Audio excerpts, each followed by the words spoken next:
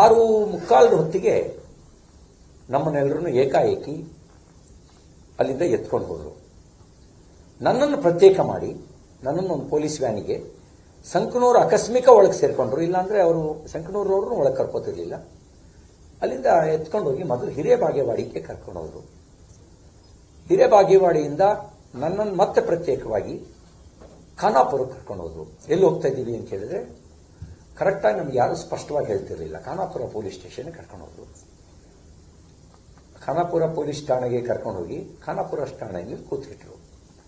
ನಾವು ಕೇಳಿದ್ರೆ ಯಾವ ಕಾರಣಕ್ಕೆ ನೀವು ನಮ್ಮನ್ನ ಕರ್ಕೊಂಡು ಬಂದಿದ್ದೀರಿ, ಅರೆಸ್ಟ್ ಮಾಡಿದ್ದೀರಾ, ಅರೆಸ್ಟ್ ಮಾಡಿದ್ರೆ ಮಾಹಿತಿ ಕೊಡಿ. ಅವರವ್ರ ಅಧಿಕಾರಿಗಳು ಅವರವರು ಒಳಗೋಗೋರು, ಗುಸುಗುಸು ಪಿಸುಗುಸು ಅಂತ ಮಾತಾಡೋರು, ಫೋನ್ ತಗೊಳ್ಳೋರು. ಅಷ್ಟೊತ್ತಿಗೆ ಕಮಿಷನರು ಬಂದರು, ಬೆಳಗಾಂ ಮಹಾನಗರದ ಪೊಲೀಸ್ ಕಮಿಷನರು. ಅವರವರೇ ಮೀಟಿಂಗ್ ನಡೀತಾ ಇತ್ತು. ಕೆಲವು ಗಂಟೆಗಳ ನಂತರ ಉಳಿದೆಲ್ಲ ಸದಸ್ಯರುಗಳಿಗೆ ಮಾಹಿತಿ ಹೋಗಿ ವಿರೋಧ ಪಕ್ಷದ ನಾಯಕರಾದಂಥ ಚಲವಾದಿ ನಾರಾಯಣ ಸ್ವಾಮಿ ಅವರು, ಅಶೋಕ್ ಅವರು, ಇವರೆಲ್ಲರೂ ಖಾನಾಪುರ ಪೊಲೀಸ್ ಠಾಣೆಗೆ ಬಂದರು. ಬಹುಶಃ ಇವರೆಲ್ಲ ಬರಬೇಕಾದ್ರೆ 9:30 ನೀವು ಖಾನಾಪುರಕ್ಕೆ ಬರಬೇಕಾದ್ರೆ 8:30 ಇಂದ 9 ಗಂಟೆ ಇರಬಹುದು. ಅಶೋಕ್ ಅವರು ಬರಬೇಕಾದ್ರೆ 9:30 ಇರಬಹುದು. ಇವರು ಬಂದರು. ನನ್ನನ್ನು ಭೇಟಿ ಮಾಡಲಿಕ್ಕೆ ಅಂತ ಸ್ಥಳೀಯ ಶಾಸಕರು ವಕೀಲರನ್ನು ನಿಯೋಜನೆ ಮಾಡಿದ್ರು. ವಕೀಲರನ್ನ ಒಳಗಡೆ ಬಿಡಲೇ ಇಲ್ಲ. ನಾನು ನಮ್ಮ ವಕೀಲರು ಬಂದಿದ್ದಾರೆ ಬಿಡಿ ಅಂದ್ರೂ ಬಿಡಲೇ ಇಲ್ಲ. ಅವ್ರನ್ನ ಗೇಟ್ನಲ್ಲೇ ತಡೆ ಹಿಡಿದು ನಿಲ್ಲಿಸಿದ್ರು. ನನಗೆ ಅರೆಸ್ಟ್ ಮಾಡಿದ್ದೀರಾ ಅಂದ್ರೆ ಉತ್ತರ ಇಲ್ಲ, FIR ಆಗಿದೆಯಾ ಅಂದ್ರೆ ಉತ್ತರ ಇಲ್ಲ. ವಕೀಲರು ಭೇಟಿ ಮಾಡ್ಲಿಕ್ಕೆ ಬರ್ತಾರೆ ಅಂತಂದ್ರೆ ಅವರನ್ನ ಭೇಟಿಗೆ ನಿರಾಕರಿಸಿದ್ರು. ಕಾನೂನಿನ ಪ್ರಕಾರ ಕಸ್ಟಡಿಗೆ ತಗೊಂಡ್ರೆ ಯಾವ ಕಾರಣಕ್ಕೆ ಕಸ್ಟಡಿಗೆ ತಗೊಂಡಿದ್ದೀವಿ ಅಂತ ನನಗೆ ಹೇಳಬೇಕಾಗತ್ತೆ. FIR ಕಾಪಿ ಕೊಡಬೇಕಾಗುತ್ತೆ. ವಕೀಲರ ಸಂಪರ್ಕಕ್ಕೆ ಅವಕಾಶ ಮಾಡಿಕೊಡ್ಬೇಕಾಗತ್ತೆ. ಕುಟುಂಬ ವರ್ಗದವರಿಗೆ ಮಾಹಿತಿ ತಿಳಿಸೋದು ಅಂತ ಕೆಲಸವನ್ನ ಮಾಡಬೇಕಾಗತ್ತೆ ಕಾನೂನಿನ ಪ್ರಕಾರ. ನನ್ನ ವಿಷಯದಲ್ಲಿ ಯಾವುದೂ ನಡೀಲಿಲ್ಲ. ಪ್ರಾಮಾಣಿಕವಾಗೂ ಇರಲಿಲ್ಲ ಸರ್ಕಾರ, ಪಾರದರ್ಶಕವಾಗಿಯೂ ಸರ್ಕಾರ ಇರಲಿಲ್ಲ. ಅಶೋಕ್ ಅವರು ಬಂದರು, ಗಲಾಟೆ ಮಾಡಿದ್ರು. ಏನ್ರಿ ವಕೀಲರನ್ನೇ ಒಳಗೆ ಬಿಡಲ್ಲ ಅಂದ್ರೆ, ನಾನು ಹೋಮ್ ಮಿನಿಸ್ಟರ್ ಆಗಿ ಕೆಲಸ ಮಾಡಿದವನು, ಕಾನೂನು ಗೊತ್ತಿದೆಯಾ ನಿಮಗೆ ಅಂತ ದಬಾಯಿಸಿದ್ರು. ಆಗ ವಕೀಲರನ್ನು ಒಳಗೆ ಬಿಟ್ಟರು. ನಾನು ಹೇಳಿದೆ, ನೋಡಿ ನನ್ನ ಮೇಲೆ ಹಲ್ಲೆ ನಡೆದಿದೆ, ನಾನೊಂದು FIR ಬುಕ್ ಮಾಡಬೇಕು, ಕಂಪ್ಲೇಂಟ್ ಮಾಡಬೇಕು ಅಂತ ಕಂಪ್ಲೇಂಟ್ನ ಬರೆದು ಕೊಟ್ಟೆ. ಟೈಪ್ ಹೊಡೆದು ಕೊಟ್ವಿ. ಡಿಕ್ಟೇಟ್ ಮಾಡಿದೆ, ಟೈಪ್ ಹೊಡೆದು ಕೊಟ್ವಿ. ತಗೊಂಡ್ರು. ರಿಸೀವಿಂಗ್ ಕಾಪಿನೂ ಕೊಡಲಿಲ್ಲ. ನಾನು ಹೇಳಿದೆ 0 FIR ಬುಕ್ ಮಾಡಿ, ನೀವು ನಮ್ಮ ಜೋಡಿಗೆ ಶಿಕ್ಷಣಿಗೆ ಬರಲ್ಲ ಅಂತ ಹೇಳಿದ್ರು. ಕಾನೂನು ಅವ್ರಿಗೆ ಹೇಳಿ, ನೀವು ಇಲ್ಲಿಂದ ಯಾವ ಪೊಲೀಸ್ ಸ್ಟೇಷನ್ಗೆ ಬರುತ್ತೆ ಅಲ್ಲಿ ಕಳಿಸ್ಕೊಡಿ, ಈಗ 0 FIR ಬುಕ್ ಮಾಡಿ ಅಂತ. FIR ಬುಕ್ ಮಾಡಲಿಲ್ಲ. ಮತ್ತೆ ಹೋಗೋರು, ಫೋನ್ ಮಾತಾಡೋರು, ಬರೋರು, FIR ಬುಕ್ ಮಾಡಲೇ ಇಲ್ಲ. ನೀವು ಕಾನೂನು ಉಲ್ಲಂಘನೆ ಯಾಕೆ ಹಿಂಗೆ ಮಾಡ್ತಾ ಇದ್ದೀರಿ ಅಂತ ದಬಾಯಿಸಿ ಕೇಳಿದ್ರೆ FIR ಬುಕ್ ಮಾಡಲಿಲ್ಲ. ಅಶೋಕ್ ಅವ್ರನ್ನ ಯಾವುದೋ ಸಬೂಬ್ ಹೇಳಿ ಹೊರಗೆ ಕಳಿಸಿದ್ರು. ಇವ್ರನ್ನೆಲ್ಲರನ್ನು ಹೊರಗೆ ಕಳಿಸಿದ್ರು. ನನ್ನನ್ನು ಮತ್ತಲ್ಲಿ ಐಸೋಲೇಟ್ ಮಾಡುವಂತ ಪ್ರಯತ್ನ ಮಾಡಿದ್ರು. ನಾನು ಒಳಗೆ ಧರಣಿ ಕೂತೆ. ಒಂದು ಸಣ್ಣ ವಿಡಿಯೋ ಬೈಟ್ ಮಾಡಿ ಹೊರಗಡೆಗೆ ಕಳಿಸ್ತೆ. ನನಗೆ FIR ಕಾಪಿ ಕೊಡಿ ಸರ್, ಹೋಗೋಣ ಸರ್, ಹೊರಗಡೆ ಹೋಗೋಣ, ಬನ್ನಿ ಸರ್, ನಿಮ್ಮನ್ನೆಲ್ಲೋ ಕರ್ಕೊಂಡು ಹೋಗ್ತೀವಿ ಸರ್, ನಿಮ್ಗೇನು ತೊಂದರೆ ಆಗಲ್ಲ ಸರ್, ಸೇಫಾಗಿ ಕರ್ಕೊಂಡು ಹೋಗ್ತೀವಿ ಸರ್. ಅಂದ್ರೆ ನಾ ಇಲ್ಲೇ ಇರ್ತೀನಿ, ಇಲ್ಲೇ ಸೇಫ್ ಇಲ್ವಾ? ಅಥವಾ ಅರೆಸ್ಟ್ ಮಾಡಿದ್ರೆ ಅರೆಸ್ಟ್ ಮಾಡಿದ್ದೀನಿ ಅಂತ ಹೇಳಿ, ಯಾವುದೂ ಹೇಳಿ ಅಂದ್ರೆ ಯಾವುದೂ ಅವ್ರು ಹೇಳ್ತಿರ್ಲಿಲ್ಲ. ಅಲ್ಲೇ ಧರಣಿ ಕೂತ್ಕೊಂಡೆ. ಇದಕ್ಕಿದ್ದಂಗೆ ಏಕಾಏಕಿ ಎತ್ಕೊಂಡು ನನ್ನನ್ನ ಪೊಲೀಸು ಸ್ಕಾರ್ಪಿಯೋದೊಳಗೆ ತುಂಬಿದ್ರು. ಆಗ ಲಾಠಿಯಿಂದ ಹೊಡೆತ ಬಿತ್ತು, ಹೇಗಾಯ್ತು ನಂಗೆ ಗೊತ್ತಿಲ್ಲ, ನನ್ನ ತಲೆಗೆ ಹೊಡೆತ ಬಿತ್ತು, ರಕ್ತ ಬರ್ತಾ ಇದೆ. ಆಗ ಒಂದು 11:15 ಸಮಯ ಇರಬಹುದು, 11:15 ಅಂತ ಅನ್ಸುತ್ತೆ ನನಗೆ. ಅಲ್ಲ, ನೀವೆಲ್ಲ ಆಮೇಲೆ ನನ್ನನ್ನು ಅಲ್ಲಿಂದ ನಂದಗಡ ಅಂತ ಒಂದು ಬೋರ್ಡ್ ನೋಡಿದೆ ನಾನು. ಅಲ್ಲಿಂದ ಮುಂದೆ ಕಿತ್ತೂರು. ನನ್ನ ತಲೆ ನೋವಾಗ್ತದೆ, ತಲೆ ಬರ್ತಾ ಇದೆ, ವಾಮಿಟಿಂಗ್ ಸೆನ್ಸಸ್ ಬರ್ತಾ ಇದೆ, ಕುಡಿಯಕ್ಕೆ ನೀರು ಕೊಡಿ ಅಂದ್ರೆ ಗಾಡಿಯಲ್ಲಿ ನೀರಿಲ್ಲ. ನನಗೆ ತಲೆ ಸುತ್ತಾ ಇದೆ, ವಾಮಿಟಿಂಗ್ ಸೆನ್ಸಸ್ ಬರ್ತಾ ಇದೆ ಅಂತ ಹೇಳಿದ್ರೆ ಆ ಕಡೆ ಈ ಕಡೆ ಕೂತ್ಕೊಳ್ತಾರೆ, ಫೋನ್ನಲ್ಲಿ ಮಾತಾಡ್ತಾರೆ. ಆಮೇಲೆ ಅಲ್ಲಿಂದ ಏನೋ ಡೈರೆಕ್ಷನ್ ಬರುತ್ತೆ ಕಿತ್ತೂರು ಕಡೆಗೆ ಅಂತ ಹೇಳಿ ಕಿತ್ತೂರು ಕಡೆಗೆ ತಗೊಂಡ್ರು. ಆಮೇಲೆ ಮತ್ತೆ ಅಲ್ಲಿಂದ ಕಿತ್ತೂರಿನಿಂದ ಒಳಗೆ ಎಲ್ಲೇ ಯಾವುದೋ ಗೊತ್ತಿಲ್ಲ, ಗಲ್ಲಿ ರಸ್ತೆ ಒಳಗೆ ತಗೊಂಡೋದ್ರು ಕಿತ್ತೂರು ಒಳಗಡೆ. ನನ್ಗೆ ಎಲ್ಲಿ ಅಂತ ಗೊತ್ತಾಗ್ಲಿಲ್ಲ. ಹಿಂದ್ಗಡೆ ಬರ್ತಾ ಇದ್ದಂತ ಮಾಧ್ಯಮದ ವೆಹಿಕಲ್ಗಳಿಗೆ ಮತ್ತು ನನ್ನ PA ಅವರು ನನ್ನ ಕಾರ್ನಲ್ಲಿ ಎಲ್ಲಿಗೋ ಕರ್ಕೊಂಡು ಹೋಗ್ತಾ ಇದ್ದಾರೆ ಅಂತ ಹಿಂದ್ಗಡೆ ಬರ್ತಾ ಇದ್ದ, ನನ್ನೊಬ್ಬನೇ. ಅವರಿಗೂ ಬ್ಯಾರಿಕೇಡ್ ಹಾಕಿ ತಡೆದ್ರು. ಆ ವೆಹಿಕಲ್ಲು ಡಿಸ್ಕನೆಕ್ಟ್ ಆಯಿತು, ಅವರಿಗೂ ನಮಗೂ ಸಂಪರ್ಕ. ಇವರೇ ಫೋನ್ನಲ್ಲಿ ಯಾವ್ದಾದ್ರು ವೆಹಿಕಲ್ ಬರ್ತಿದ್ಯಾ ಅಂತ ಫೋನಲ್ಲಿ ಮಾತಾಡೋದು, ಆಮೇಲೆ ಬರ್ತಿದ್ರೆ ಇವ್ರು ಡೈರೆಕ್ಷನ್ ಕೊಡೋದು, ಬ್ಲಾಕ್ ಮಾಡಿ ಅಂತ ಹೇಳೋದು ಕೇಳ್ತಾ ಇತ್ತು. ನನಗೆ ತಲೆ ನೋವು, ತಲೆಭಾರ, ಇದ್ರ ನಡುವೆ ಹಿಂಗೆ ಎಲ್ಲಿಗೆ ಕರ್ಕೊಂಡು ಹೋಗ್ತಾ ಇದ್ದೀರಿ, ಏನ್ ಮಾಡಕ್ ಹೊಟ್ಟಿದ್ದೀರಿ ನನ್ನನ್ನ ಅಂತ ಕೇಳಿದೆ. ಅವರು ಮೌನವಾಗಿರ್ತರು, ಏನು ಹೇಳ್ತಿರ್ಲಿಲ್ಲ. ಎಲ್ಲಿಗೆ ಕರ್ಕೊಂಡು ಹೋಗ್ತಾ ಇದ್ದೀರಿ? ಬೆಳಗಾಂ ಕಡೆಗೆ ಅಂದರು, ಸಿಟಿಗೆ ಅಂತ. ನಾನು ಬೆಳಗಾಂ ಕಡೆ ಕರ್ಕೊಂಡು ಹೋಗ್ತಾ ಇದ್ದಾರೇನೋ ಅಂತ ಅನ್ಕೊಂಡು ನಾನು ಸುಮ್ಮನಾದೆ. ನೋಡ್ತೀನಿ ಹೈಕೋರ್ಟ್, ಧಾರವಾಡದ ಹೈಕೋರ್ಟ್ ಕಾಣ್ತು.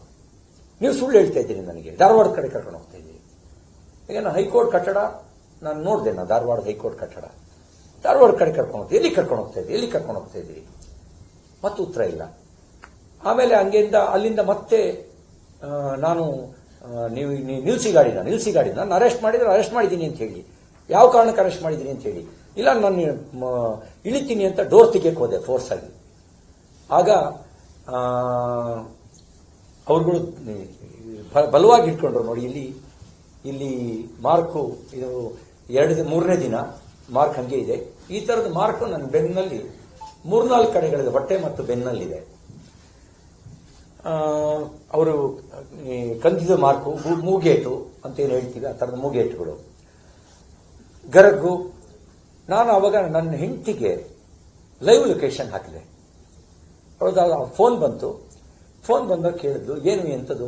ಅವರಿಗೆ ತಲೆಗೆ ಗಾಯ ಅನ್ನೋದು ಮಾಧ್ಯಮದಲ್ಲಿ ನೋಡಿದ್ದಾಳೆ, ಟಿವಿನಲ್ಲಿ. ಗಾಬರಿಯಾಗಿ ಫೋನ್ ಮಾಡಿದ್ಲು, ತನಗೇನು ಪಟ್ಬಿದ್ದಿದೆ ಅಂತಲ್ಲ, ಏನಾಯ್ತು ಅಂತ. ಗಾಬರಿ ಪಡಬೇಡ ಅಂತೇಳಿ ಅವಳಿಗೆ ಏನು ಸಮಾಧಾನ ಮಾಡಿದೆ. ನೀವೆಲ್ಲಿ ಹೋಗ್ತೀರಿ ಗೊತ್ತಿಲ್ಲ, ನಮಗೊಂದು ಲೊಕೇಶನ್ ಹಾಕಿ ಅಂತ ಹೇಳಿದ್ಲು. ನಾನೊಂದು ಲೈವ್ ಲೊಕೇಶನ್ ಹಾಕಿದೆ.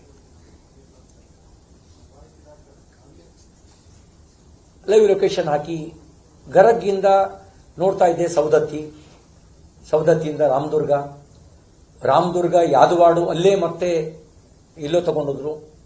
ಗದ್ದೆಗಳ ನಡುವೆ ತಗೊಂಡೋದ್ರು. ಗದ್ದೆನಲ್ಲಿ ಟ್ರಾಕ್ಟರಿ ಗಾಡಿ ಇರ್ತಾವಲ್ಲ, ರೋಡ್ ಇರ್ತಾವಲ್ಲ, ಕಬ್ಬಿನ ಗದ್ದೆಗಳ ನಡುವೆ ತಗೊಂಡೋಗಿ ನಿಲ್ಲಿಸಿದ್ರು. ಹಿಂದ್ಗಡೆ ಒಂದು ಪೊಲೀಸ್ ಜೀಪು, ಮುಂದ್ಗಡೆ ಒಂದು ಪೊಲೀಸ್ ಜೀಪು. ಒಟ್ಟು 6-8 ಜನ ಪೊಲೀಸರು, ಯಾರೂ ಜನ ಇಲ್ಲಿ, ನಿಗೂಢವಾದ ಜಾಗ. ಇಳಿದು ಹೋಗಿ ಯಾರ ಜೊತೆಲೋ ಮಾತಾಡಿದ್ರು.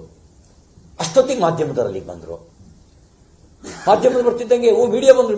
ಇವರಿಗೆ ಅವ್ರ ಭಾಷೆಯಲ್ಲಿ ಅವ್ರು ಮಾತಾಡಿದ್ರು. ಈ ನನ್ನ ಮಕ್ಕಳಿಗೆಲ್ಲ ಹೆಂಗೋ ಗೊತ್ತಾಯ್ತು, ಅಲ್ಲಿ ಬ್ಲಾಕ್ ಮಾಡಕ್ ಹೇಳಿದ್ವಿಲ್ಲನೋ, ಯಾಕೋ ಹೆಂಗೋ ಬಂದ್ರು ಅಂತ ಇನ್ನೊಬ್ಬರಿಗೆ ಗದರಿಸಿದ್ರು. ಹೇಳು ಎಲ್ಲ ಮೆಸೇಜ್ ಕೊಟ್ಬಿಡು, ಯಾರು ಬರೋದು ಬೇಡ, ಎಲ್ಲ ಬ್ಲಾಕ್ ಮಾಡಿ ಅಂತ ಹೇಳಿ.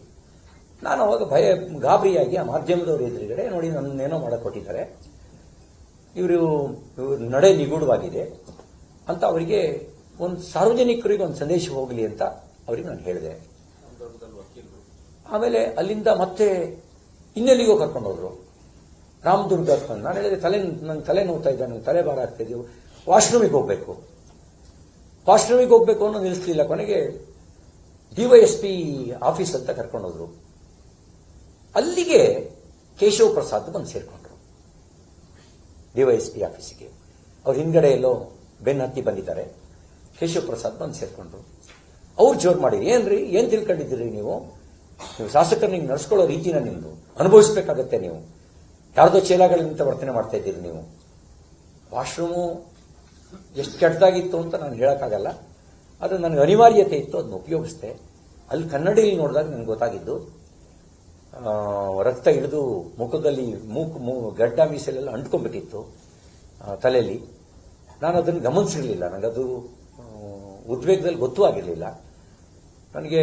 ಆಗ ಅವರು ನೋಡಿದ್ರು, ಪೊಲೀಸು ಅಲ್ಲಿರುವಂಥ ಲೋಕಲ್ಲು ನರ್ಸು ಇವ್ರನ್ನ ಕರೆಸಿ ಫಸ್ಟ್ ಏಡ್ ಮಾಡಿಸಿದ್ರು. ಅಲ್ಲಿಗೆ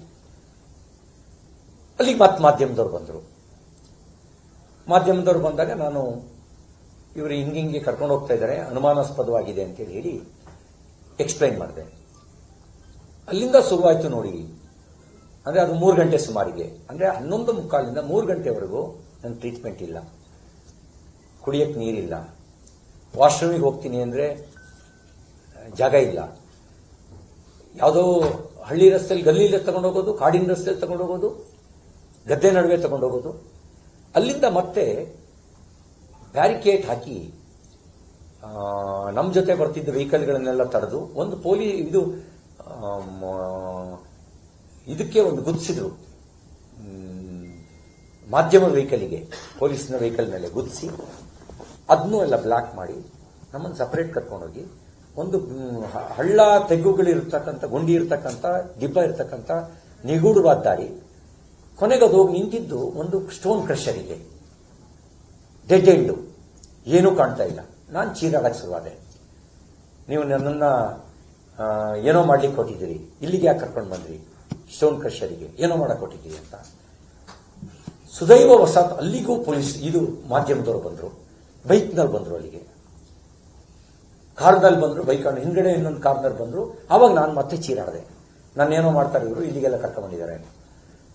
ಆಮೇಲೆ ಮತ್ತೆ ಇವ್ರು ಇಳಿದು ಓಡೋದ್ರು, ಮತ್ತೆ ಮಾತಾಡ್ಲಿಕ್ಕೆ ಶುರು ಮಾಡಿದ್ರು.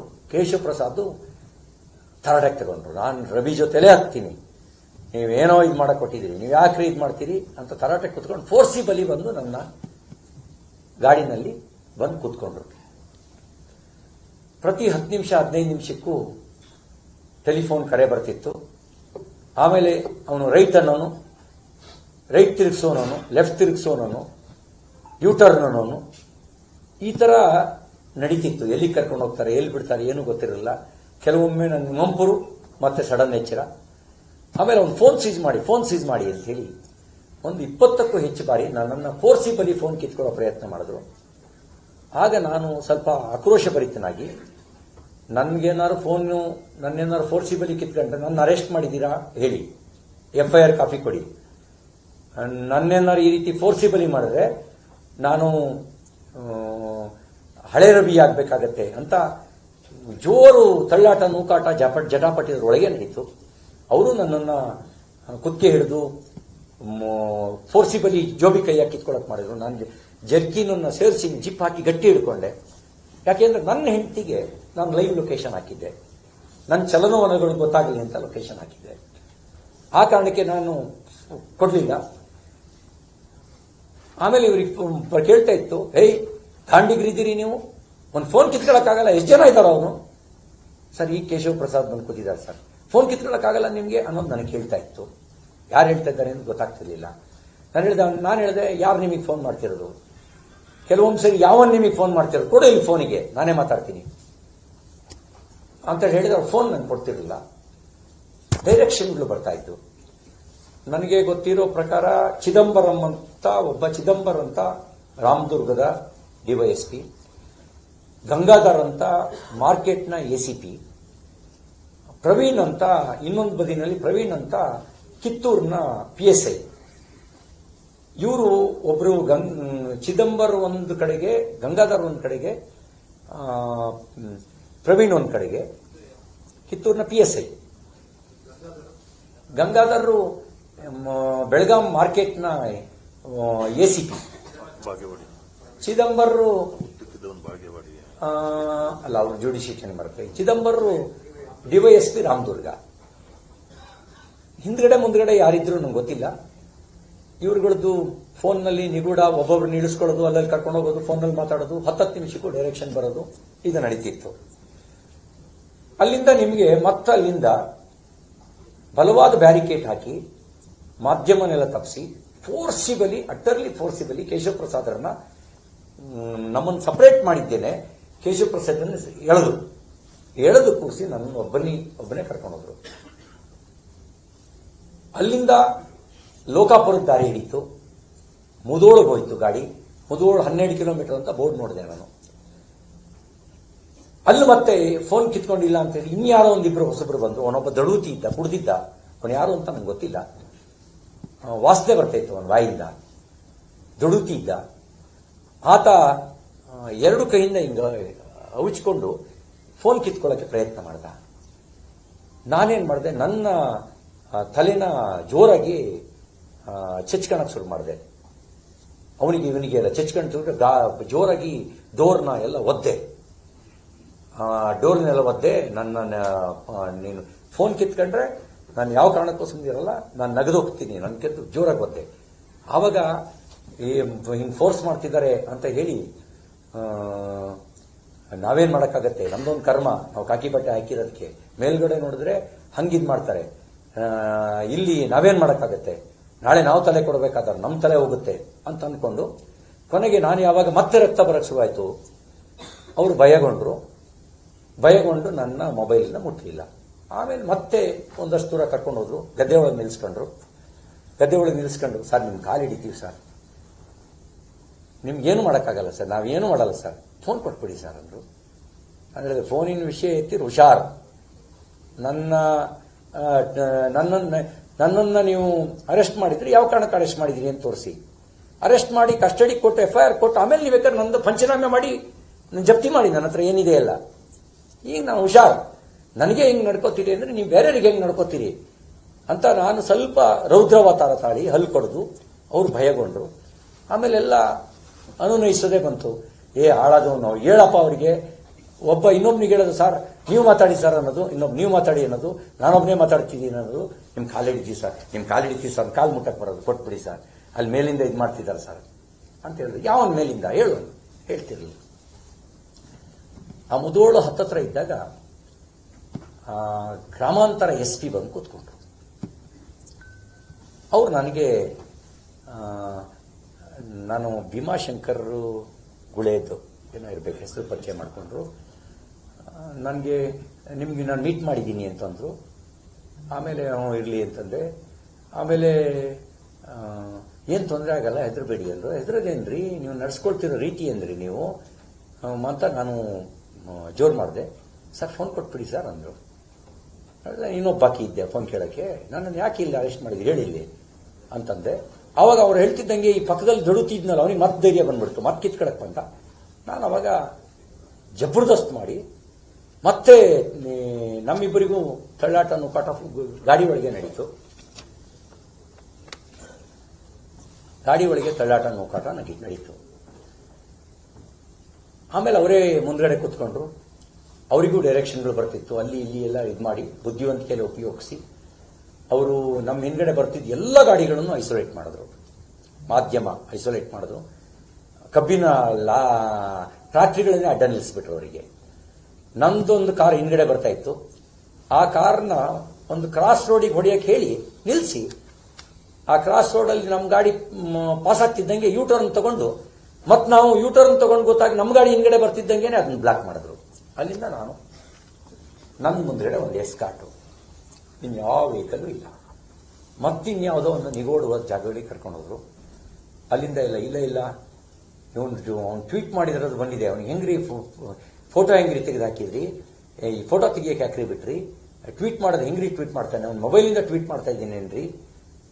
ಅವ್ರೇನು ಅನ್ಕೊಂಡಿದ್ದಾರೆ, ನನ್ನ ಆಫೀಸಲ್ಲಿ ಆಗೋ ಟ್ವೀಟ್ನು ನಾನೇ ಮಾಡ್ತಾ ಇದ್ದೀನಿ ಅಂತ ಅನ್ಕೊಂಡಿದ್ದಾರೆ. ಅದೆಲ್ಲ ಹೆಂಗ್ರಿ ಅಂತ ಅನ್ನೋದು ಕೇಳ್ತಾ ಇತ್ತು ನನಗೆ. ಸರ್ ಗೊತ್ತಿಲ್ಲ ಸರ್, ಫೋರ್ಸ್ ಮಾಡ್ತಾ ಇದೀವಿ ಸರ್, ಬಿಡ್ತಿಲ್ಲ ಸರ್, ಇನ್ನೊಂದು 10 ನಿಮಿಷದಲ್ಲಿ ಫೋನ್ ತಗೊಂಡ್ಬಿಡ್ತೀವಿ ಸರ್, ಏನೋ ಮಾಡ್ತೀವಿ ಸರ್ ಅಂತ ಹೇಳ್ತಾ ಇದ್ರು. ಯಾವ ಡೈರೆಕ್ಷನ್ ಗೊತ್ತಿಲ್ಲ. ಇದೆಲ್ಲವೂ ನಡೀತು. ಅಲ್ಲಿಂದ ಲಾಸ್ಟಿಗೆ ಅಂಕಲ್ಗಿ ಪೊಲೀಸ್ ಠಾಣೆ ಕರ್ಕೊಂಡು ಹೋದ್ರು. ಕಿತ್ತೂರು ಠಾಣೆ ಎಲ್ಲ ಅಂಕಲ್ಗಿ ಠಾಣೆ ಕರ್ಕೊಂಡು ಹೋದ್ರು. ಅಷ್ಟೊತ್ತಿಗೆ ಬೆಳಕು ಹರಿದಿತ್ತು. ಅದನ್ನ ಮಧ್ಯದಲ್ಲಿ ಕಾಡಿಂದು ಎಲ್ಲ ಸಂಕ್ಷಿಪ್ತವಾಗಿ ಹೇಳಿದ್ದೀನಿ. ಇನ್ನೊಂದಷ್ಟು ಕಾಡಿನ ದಾರಿ ಎಲ್ಲ ಬಿಟ್ಟು ಅಂಕಲ್ಗಿ ಠಾಣೆ ಕರ್ಕೊಂಡು ಹೋದ್ರು. ನಾನು ಟಾಯ್ಲೆಟಿಗೆ ಹೋಗ್ಬೇಕು ಅಂತ ಹೇಳಿದ ಕಾರಣಕ್ಕೆ ಅಲ್ಲಿ ಟಾಯ್ಲೆಟಿಗೆ ಹೋದೆ. ಹೊಟ್ಟೆ ನೋವು ಬರ್ತಾ ಇತ್ತು, ರಾತ್ರಿ ಊಟ ಇರಲಿಲ್ಲ. ಬಿಸಿನೀರು ತರಿಸ್ಕೊಂಡು ಕುಡ್ದೆ. ಆಗ ಏನಾರು ತಿನ್ನಿ ಸರ್ ಅಂತ ಹೇಳಿದ್ರು. ನಾನು ತಿನ್ನಲ್ಲ ಅಂದೆ. ಏನಾರು ತಿನ್ನಿ ಸರ್ ಅಂತ ಒಬ್ಬರು ರಿಕ್ವೆಸ್ಟ್ ಮಾಡಿ, ಸರ್ ನಮ್ಮ ಕರ್ಮದ್ದು ಸರ್, ನಮ್ಮ ಜೀವನ ನಮ್ಮ ಕರ್ಮದ ಜೀವನ ಸರ್, ನಾವು ಅತ್ಲೆಗೂ ಸಾಯ್ಬೇಕು ಇತ್ಲೆಗೂ ಸಾಯ್ಬೇಕು ಸರ್. ನಾವು ಹಿರಿಯ ಅಧಿಕಾರಿಗಳಿಗೆಲ್ಲ ಹೇಳಿದ್ರು ಸರ್, ಇದೆಲ್ಲ ಮಾಡೋದು ಬೇಡ ಸರ್, ನಮಗೆ ಅತಿರೇಕಕ್ಕೆ ಹೋಗುತ್ತೆ, ಬೇಡ ಸರ್ ಅಂದು ಸರ್. ಕೇಳಲಿಲ್ಲ ಸರ್, ಸಾರಿ ಸರ್, ತಪ್ಪು ತಿಳ್ಕೊಬೇಡಿ ಸರ್ ನಮ್ಮ ಮೇಲೆ ಅಂತ ಇದನ್ನು ಮಾಡಿದ್ರು. ನಾನು ಈಗೇನು ಉತ್ತರ ಕೊಡಲ್ಲ, ಎಲ್ಲಿ ಹೇಳಬೇಕು ಅದನ್ನಲ್ಲಿ ಹೇಳ್ತೀನಿ ಅಂತ ಹೇಳಿದೆ. ಆಮೇಲೆ ಅಂಸಂಖ್ಯೆ ಆಗ್ತಿತ್ತು ನನಗೆ. ಆಗ ನಾನು ಯೋಚನೆ ಮಾಡಿ, ಈಗ ಇಡ್ಲಿ ತಿಂದರೂ ಸಮಸ್ಯೆ ಆಗ್ಬೋದು ಅಂತ ಹೇಳಿ ಒಂದು ಸೀಬೆಹಣ್ಣು ತರಿಸ್ಕೊಡ್ತೀರಾ ಅಂತ ಕೇಳಿದೆ. ಒಂದು ಸೀಬೆಹಣ್ಣು ತರಿಸ್ಕೊಂಡು ಒಂದು ಸೀಬೆಹಣ್ಣು ತಿಂದೆ. ಸೀಬೆಹಣ್ಣು ತಿಂದು ಅಲ್ಲಿಂದ ಮತ್ತೆ ಕರ್ಕೊಂಡು ಅಲ್ಲಿಂದ ನೇರವಾಗಿ ಹಾಸ್ಪಿಟ್ಲಿಗೆ ಕರ್ಕೊಂಡ್ಬಂದೆ, ಒಂದು PSCಗೆ. ಡಾಕ್ಟ್ರಿಗೆ ಎಲ್ಲೆಲ್ಲಿ ಪೆಟ್ಟು ಬಿದ್ದಿದೆ ಅನ್ನೋದನ್ನು ನಾನು ಎಕ್ಸ್ಪ್ಲೈನ್ ಮಾಡಿದೆ. ಅಲ್ಲಿ BP ಚೆಕ್ ಮಾಡಿದ್ರು. BP ಸ್ವಲ್ಪ ಜಾಸ್ತಿ ಇತ್ತು. ನನಗೆ ಯಾವತ್ತೂ BP ಇರಲ್ಲ. ನಾರ್ಮಲ್ BP ಅವತ್ತು ಜಾಸ್ತಿ ಇತ್ತು. ಆಮೇಲೆ ಪೆಟ್ಟು ಬಿದ್ದಿರೋದು ಏನೇನೆಲ್ಲ ಕೇಳಿ ಅವ್ರಿಗೆ ಹೇಳಿದ್ರು. ತಕ್ಷಣ ನೀವು ಒಂದು ಸ್ಕ್ಯಾನಿಂಗ್ ಮಾಡಿಸ್ಬೇಕು ಅಂತ ಹೇಳಿದ್ರು. ಚೆಸ್ಟ್ ಪೇಯ್ನ್ ಅಂತಿದ್ದಾರೆ, ಲಿವರ್ ಒಳಗಡೆ ಮೂಗೇಟು, ಹೊರಗಡೆ ಮೂಗೇಟು ಬಿದ್ದಿದೆ, ಒಳಗೇನಾಗಿದೆ ಗೊತ್ತಿಲ್ಲ, ಒಂದು ಎಕ್ಸ್ರೇ ಮತ್ತು ಸ್ಕ್ಯಾನಿಂಗ್ ಮಾಡಿಸಿ ಅಂತೇಳಿ ಅವ್ರು ಬರೆದು ಕೊಟ್ಟರು. ಅವ್ರಿಗೆ ಬರೆದು ಕೊಟ್ಟು ಹೇಳ್ತಿದ್ದಂಗೆ ಮತ್ತೆ ನನ್ನನ್ನು ಹೊರಗಡೆ ಕೂರಿಸಿ ಪೊಲೀಸ್ ಆಫೀಸರ್ಸೇ ಒಳಗೆ ಹೋದ್ರು. ಏನು ಮಾತಾಡಿದ್ರು ಡಾಕ್ಟರ್ ಹತ್ರ ಗೊತ್ತಿಲ್ಲ, ಏನು ಬರ್ಸ್ಕೊಂಡು ಫೈನಲ್ ರಿಪೋರ್ಟ್ ಕೊಟ್ಟರು ನಂಗೆ ಗೊತ್ತಿಲ್ಲ. ಆಮೇಲೆ ಕೋರ್ಟಿಗೆ ಕರ್ಕೊಂಡು ಬಂದರು. ಇಲ್ಲಿರೋದು ಈ ರೀತಿ ನಿಗೂಢವಾಗಿ ಯಾಕೆ ನಡ್ಕೊಂಡ್ರು? ನನಗೆ ಅನುಮಾನ ಇರೋದು ಏನೋ ಸಂಚು ನಡೆಸಿದ್ರು ಅಂತ ನನಗೆ ಅನುಮಾನ.